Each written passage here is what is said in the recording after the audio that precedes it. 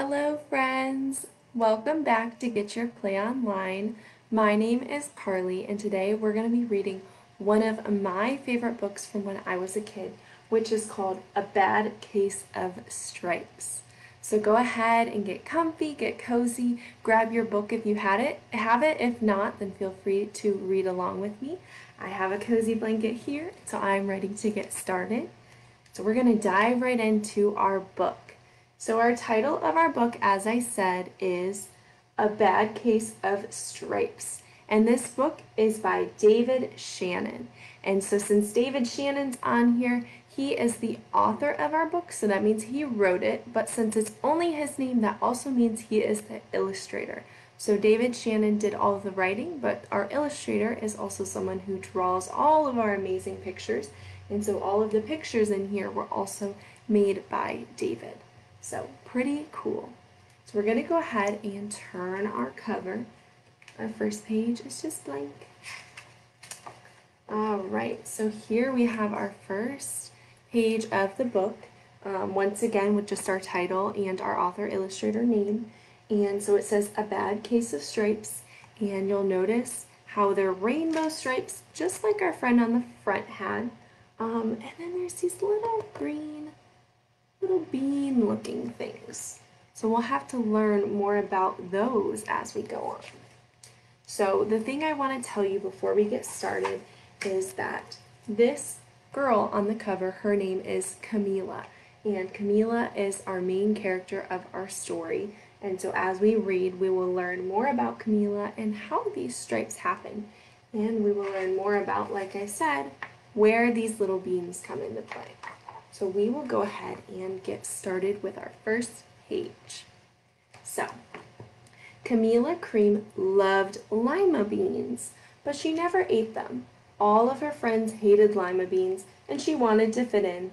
Camila was always worried about what other people thought of her. Today she was fretting even more than usual. It was the first day of school, and she couldn't decide what to wear. There were so many people to impress. She tried on 42 outfits, but none of them seemed quite right. She put on a pretty red dress and looked in the mirror. Then she screamed. Oh no. That must be why she screamed. She's covered in stripes. Her mother ran into her room and she screamed too. Oh my heavens, she cried. You're completely covered with stripes. This was certainly true. Camila was striped from her head to her toes. She looked like a rainbow. Mrs. Cream felt Camila's forehead. Do you feel all right? She asked. I feel fine, Camila answered, but just look at me. You get back in bed this instant, her mother ordered. You're not going to school today. Camila was relieved. She didn't want to miss the first day of school, but she was afraid of what the other kids would say. And she had no idea what to wear with all those crazy colored stripes. So you'll see she has stripes, and like she said, it's a rainbow. So we have red, yellow, green, blue, orange, and purple. And they just keep going all the way from her head to her toes. Poor Camila. That afternoon, Dr. Bumble came to examine Camila. Most extraordinary, he exclaimed. I've never seen anything like it. Are you having any coughing, sneezing, runny nose, aches, pains, chills, hot flashes, dizziness, drowsiness, shortness of breath, or uncomfortable twitching? No, Camila told him. I feel fine.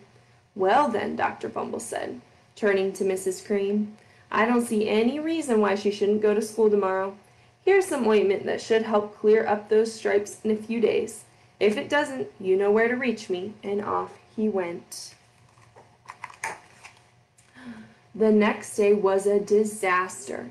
Everyone at school laughed at Camila. They called her Camila Crayon and Night of the Living Lollipop. She tried her best to act as if everything were normal, but when the class said the Pledge of Allegiance, her stripes turned red, white, and blue, and she broke out in stars. She's starting to look like the American flag. The other kids thought this was great. One yelled out, "Let's see some purple polka dots." Sure enough, Camila turned all purple polka dotty.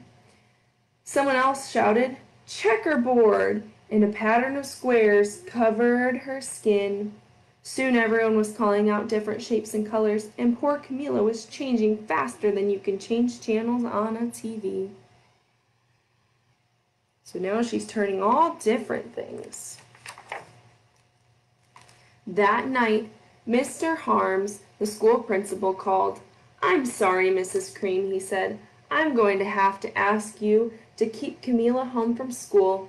She's just too much of a distraction, and I've been getting calls from the other parents. They're afraid those stripes might be contagious." Camila was so embarrassed. She couldn't believe that 2 days ago everyone liked her, and now nobody wanted to be in the same room as her. Her father tried to make her feel better. "Is there anything I can get you, sweetheart?" he asked. "No, thank you," Camila sighed. What she really wanted was a nice plate of lima beans, but she had been laughed at enough for one day. Oh my.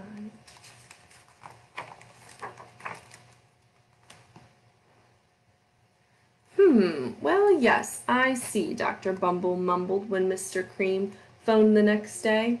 "I think I'd better bring in the specialists. We'll be right over." About an hour later, Dr. Bumble arrived with 4 people in long white coats. He introduced them to the Creams. "This is Dr. Grop, Dr. Sponge, Dr. Cricket, and Dr. Young." Then the specialist went to work on Camila. They squeezed and jabbed, tapped and tested. It was very uncomfortable. "Well, it's not the mumps," concluded Dr. Grop. "Or the measles," said Dr. Sponge. "Definitely not chicken pox," put in Dr. Cricket. "Or sunburn," said Dr. Young. "Try these," said the specialist. They each handed her a bottle filled with different colored pills. "Take one of each before bed," said Dr. Drop. Then they filed out the front door, followed by Dr. Bumble.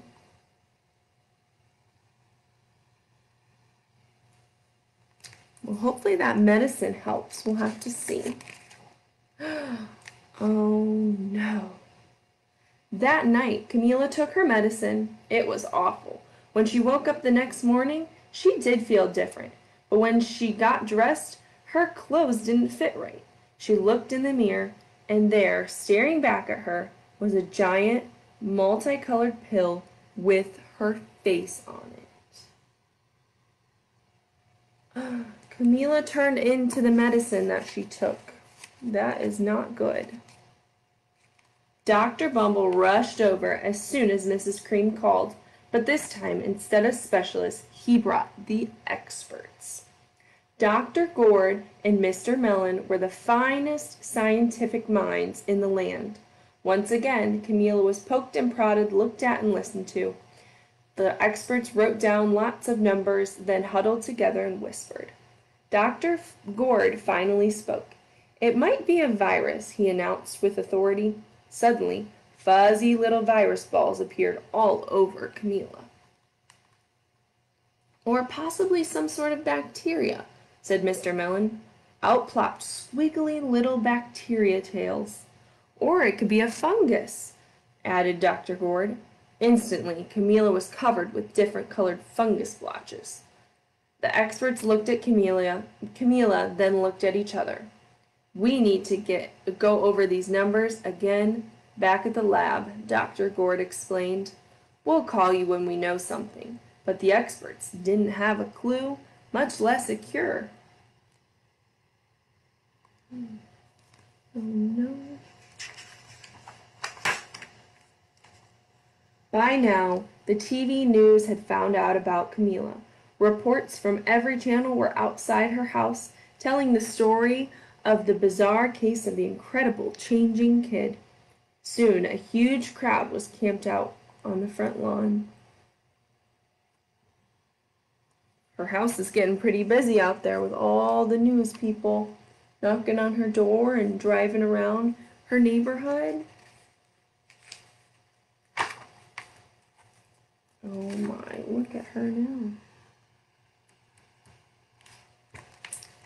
The creams were swamped with all kinds of remedies from psychologists, allergists, herbalists, nutritionists, psychics, an old medicine man, a guru, and even a veterinarian. Each so-called cure only added to poor Camilla's strange appearance until it was hard to even recognize her. She sprouted roots and berries and crystals and feathers and a long furry tail, but nothing worked. You see all those things on her? She has the roots, the berries, the crystals, the long tail back there. Poor Camilla. What is that? One day, a woman who called herself an environmental therapist claimed she could cure Camilla. "Close your eyes," she said. "Breathe deeply and become one with your room." "I wish you hadn't said that," Camilla groaned. Slowly, she started to melt into her walls of her room. Her bed became her mouth, her nose was a dresser, and her two paintings were her eyes. The therapist screamed and ran from the house. "What are we going to do?" cried Mrs. Cream. "It just keeps getting worse and worse." She began to sob. So this is now Camilla's bed is her mouth, her dressers, her nose, and those paintings are her eyes. Camilla is a big, giant room. Who's this? At that moment, Mr. Cream heard a quiet little knock at the front door. He opened it up, and there stood an old woman who was just as plump and sweet as a strawberry. "Excuse me," she said brightly, "but I think I can help." I hope she can help poor Camilla. She went into Camilla's room and looked around. "My goodness," she said with a shake of her head. "What we have here is a bad case of stripes, one of the worst I've ever seen." She pulled a container of small green beans from her bag. "Here," she said, "these might do the trick." "Are those magic beans?" asked Mrs. Cream. "Oh, no," replied the kind old woman. "There's no such thing. These are just plain old lima beans." "I'll bet you'd like some, wouldn't you?" she asked Camilla. Camilla wanted a big heaping plateful of lima beans more than just about anything, but she was still afraid to admit it. "Yuck," she said. "No one likes lima beans, especially me." "Oh dear," the old woman said sadly. "I guess I was wrong about you." She put the beans back in her bag and started to walk towards the door. Camilla watched the old woman walk away. Those beans would taste so good, and being laughed at for eating them was nothing compared to what she'd been going through.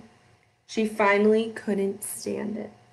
"Wait," she cried. "The truth is, I really love lima beans." "I thought so," the old woman said with a smile.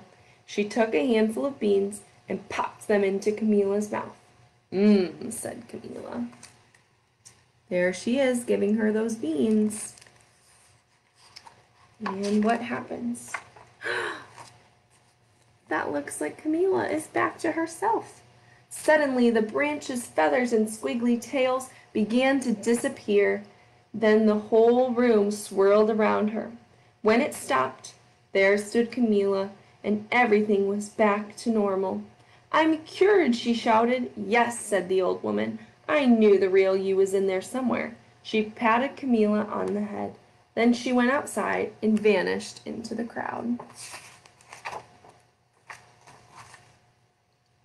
Afterward, Camilla wasn't quite the same. Some of the kids at school said she was weird, but she didn't care. She ate all the lima beans she wanted, and she never had even a touch of the stripes again. And that is the end. And then our back cover just has some other books that our author has wrote and illustrated. So I hope you enjoyed reading about Camilla and her case of the stripes. I think this book has a really good message in just not worrying so much about what other people think of you and what other people have to say and doing what you like. So if you love to eat lima beans or some kind of food that makes you happy, then you should definitely do it. So I think this is a really fun book, and I love all the fun colors and the fun story with it. So I hope that you enjoyed, and I hope that you have a wonderful night of sleep, and a great rest of your week. And thank you so much for joining me in our bedtime story, and I will see you again another day. Have a great night. Thanks for coming.